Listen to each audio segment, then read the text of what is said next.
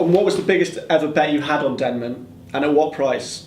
And how big a thrill was it to win a huge bet on a horse which you owned?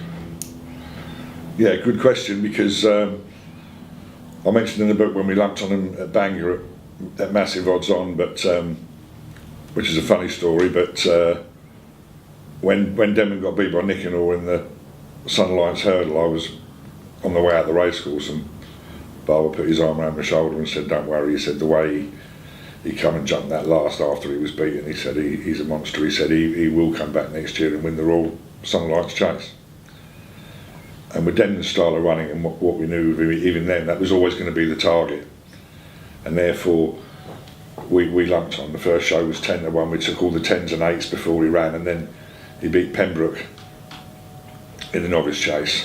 When during that race, that's when we named him the Tank, when he ploughed through the fourth last. After that, we stuck him again at 6 and 5, and I told everyone to lump on.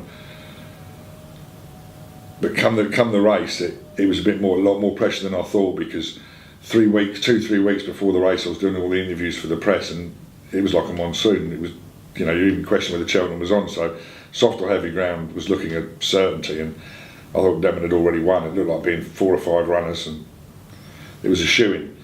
And I told everyone it was a mortgage job, and of course, all of a sudden, the weather changed. It was like the hottest 8 days in history, and we got there and it was good ground, genuinely good, even faster than that ground. And suddenly we're taking on speedier horses, and I was quoted everywhere as saying he was the biggest certainty of all time. And I think he went out to 11:08 on the day, but he had that mid-race duel with Aces 4, that flying 30 Murphy horse, and they were going so fast in the middle of that race. I thought they was really nervous watching that.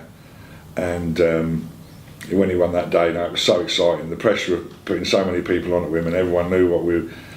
I was a bit thinking that it was going to be heavy ground. I was more than confident in the press, and I certainly felt the pressure on the day, and it was a real good buzz when he won.